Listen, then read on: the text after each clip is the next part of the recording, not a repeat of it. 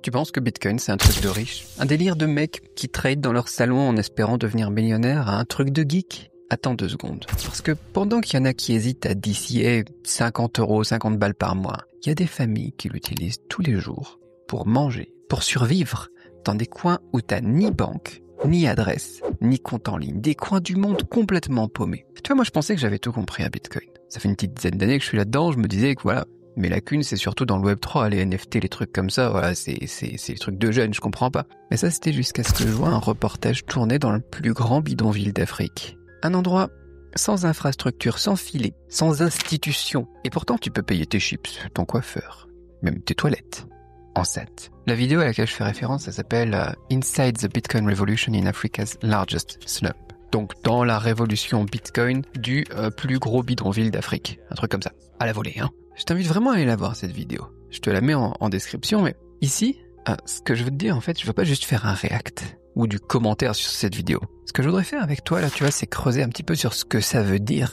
Ce que ça veut dire pour Bitcoin, ce que ça veut dire pour nous. Je veux aller un petit peu plus loin. Parce que ce que je vais te montrer aujourd'hui, c'est pas de la théorie, c'est pas du rêve, c'est du Bitcoin.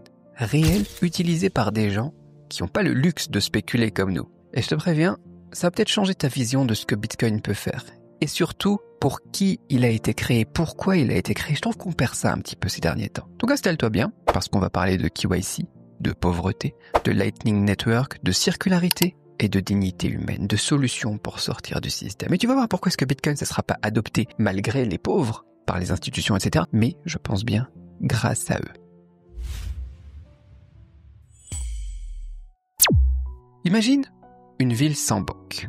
Pas de carte, pas de compte, pas d'appli, même pas de papier d'identité. Bienvenue à Kibera, le plus grand bidonville d'Afrique de l'Est. 250 000 personnes entassées sur quelques rues, des toits en tôle, des ruelles boueuses et pourtant, un truc complètement improbable, tu peux y payer en Bitcoin. Je vais juste demander combien de personnes payent en Bitcoin, genre chaque semaine ou chaque mois? Hebdomadairement, comme 20. Salut mon pote, puis-je payer en Bitcoin?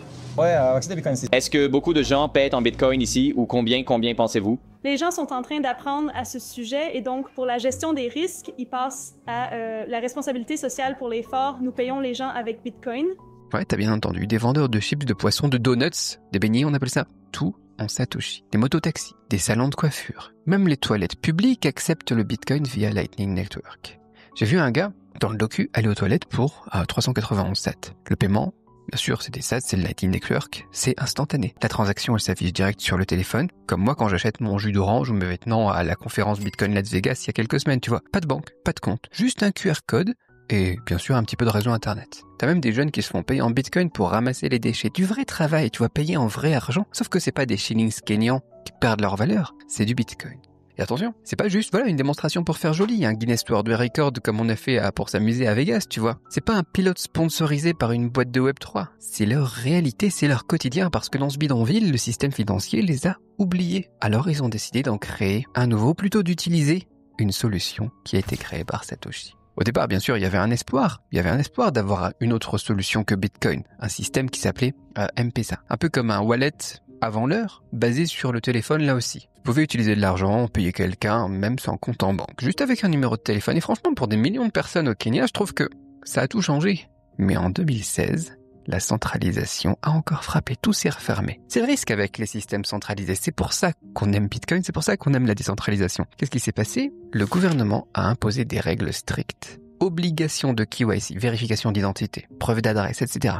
Et là, t'as des milliers de personnes qui ont été exclues. Pourquoi?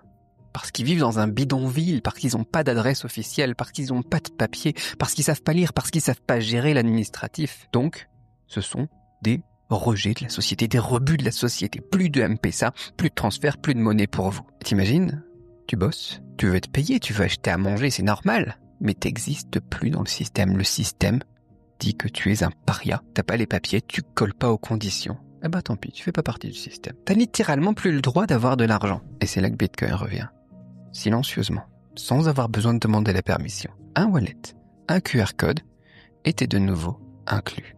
Mais cette fois, plus personne ne pourra t'enlever ça. On pourra plus te le retirer. Tu sais, ce qu'on entend souvent en France, ou en Occident en général, c'est que Bitcoin c'est trop compliqué, qu'il faut être tech, qu'il faut être geek. Ok, mais alors explique-moi un truc. Comment ça se fait que dans un bidonville en Afrique, des vendeurs de rue qui n'ont pas notre éducation, qui savent à peine lire, ils arrivent eux à générer une facture Lightning? à scanner un QR code, à recevoir leur paiement en quelques secondes. T'as des femmes qui vendent du pain et qui expliquent Bitcoin à leurs voisines. T'as des jeunes qui bossent pour collecter les déchets et qui sont payés en Satoshi chaque semaine.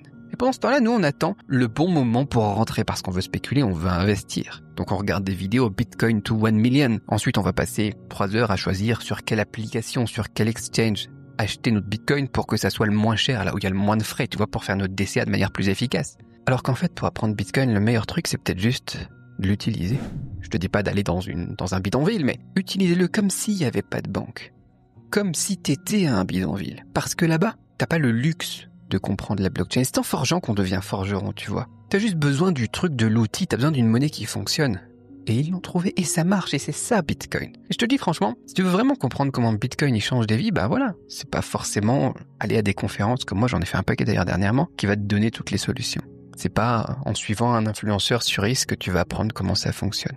Faut écouter les gens qui l'utilisent sans permission, ou faut l'utiliser sans permission. Utiliser Bitcoin pour la raison pour laquelle il a été créé, pour les gens d'en bas, pour l'utiliser comme une monnaie d'échange. Tu veux ce que je te dise le plus impressionnant dans tout ça? C'est pas juste que les gens ils acceptent Bitcoin là-bas, c'est qu'ils le réutilisent, ils l'échangent, ils le redonnent, ils le font tourner comme une vraie monnaie. T'as un gamin qui ramasse les déchets dans la rue, tu vois, et qui reçoit son salaire en Satoshi, et puis avec ça, il va aller acheter ses beignets à la voisine, qui va ensuite recharger son crédit internet en Bitcoin, par exemple, payer l'accès Wi-Fi communautaire, c'est géré par une association là-bas, parce qu'Internet, du coup, c'est important. Et tout ça, ça tourne aussi en Bitcoin, tu vois, c'est une boucle, une économie circulaire dans un bidonville, sans banque, sans carte, sans autorisation, juste de la confiance locale, et un outil universel, un nouveau système. Et d'ailleurs, plus t'avances dans le reportage, plus tu vois des pancartes avec Bitcoin accepted here, tu vois, on accepte le Bitcoin ici, des trucs comme ça, des QR codes imprimés, scotchés sur les murs et des gens qui vont utiliser ça. Et qui apprennent très vite, pas en ayant suivi une formation en ligne à 2000 € d'un mec, tu vois, qui a jamais rien fait en crypto, mais parce que leur voisin, il l'utilise et il lui a expliqué. Parce qu'ils en ont besoin. Et parce que ça fonctionne. On parle pas vraiment de Web3 là-bas, on parle pas de NFT, de meme coins, de tokenomics, de storytelling, de narrative à la con, des trucs comme ça, on parle juste d'un truc qui marche. Un outil brut, utilisé par des gens qui n'ont pas le luxe de faire semblant, tout simplement. Alors maintenant que tu sais tout ça, tu fais quoi?